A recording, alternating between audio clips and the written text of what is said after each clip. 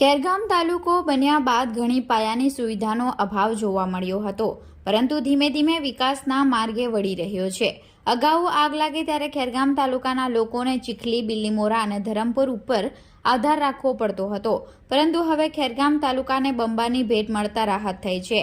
માજી મંત્રી અને ધારાસભ્ય નરેશભાઈ પટેલના સહિતના અગ્રણીઓના હસ્તે ખેરગામના સરપંચ કાર્યક્રમમાં ઉપસ્થિત નહીં રહેતા ઉપસરપંચ જગદીશભાઈ પટેલને બંબાની ચાવી અર્પણ કરવામાં આવી હતી।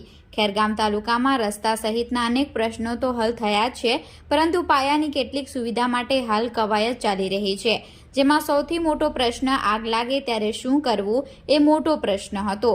જો આગ જેવી ઘટના બને તો લોકોને ચીખલી, બિલ્લીમોરા અને ધરમપુર સુધી કોલ કરવાની નોબત આવતી હતી। આ સંજોગોમાં ઘણીવાર મોટું નુકસાન વેઠવા સાથે માનવ જીવનને પણ સંકટમાં મૂકવા પડે તેવી સ્થિતિ સર્જાતી હતી। આ બાબતે સ્થાનિક આગેવાનોએ પણ અગાઉ રજૂઆત કરી હતી, જેના ફળ સ્વરૂપે આખરે ખેરગામ તાલુકાને પોતાના અલાયદા બંબાની સુવિધા મળી છે। 30 લાખનો આ બંબો આગ લાગ્યાનો કોલ મળતા જ હવે દોડી જશે।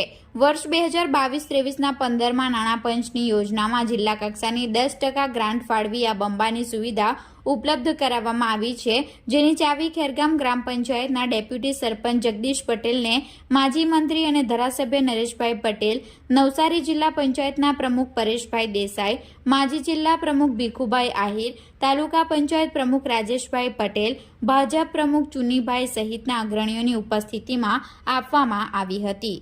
ખેરગામ તાલુકામાં અને ખાસ કરીને ખેરગામ શહેર ખૂબ મોટું ગ્રામ પંચાયત ધરાવતું આ ગામ શહેર છે।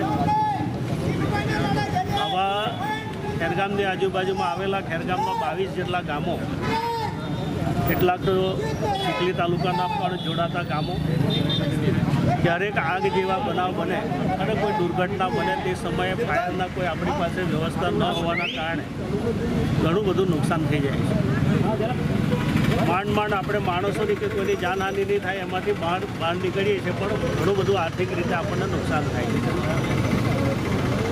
આજે 15મા નાણાં પંચમાં 30 લાખ રૂપિયાની વ્યવસ્થા કરીને આજે જ્યારે ફાયરનું અમે અહીંયા લોકાર્પણ કર્યું છે, ભગવાનને પ્રાર્થના કરું કોઈ એવી દુર્ઘટના નહીં બને, પણ ક્યારેક ઘટના બનશે ત્યારે આ ખૂબ મોટું ઉપયોગી થશે।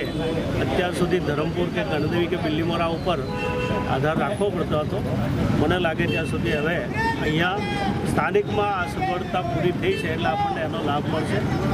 પરિવારો ભગવાનને પ્રાર્થના કરું કોઈ દુર્ઘટના નહીં બને, પણ સમયે જરૂર પડે ત્યારે ઉપયોગ થશે। એમાં ભીખુભાઈ, માજી જિલ્લા પંચાયતના પ્રમુખ, અમારા આજના પ્રમુખ પરેશભાઈ, રાજુભાઈ, અન્ય અનેક આગેવાનો અહીંયા ઉપસ્થિત છે અને જ્યારે અમે આજે વિધિવત રીતે એનું લોકાર્પણ કરીએ છીએ।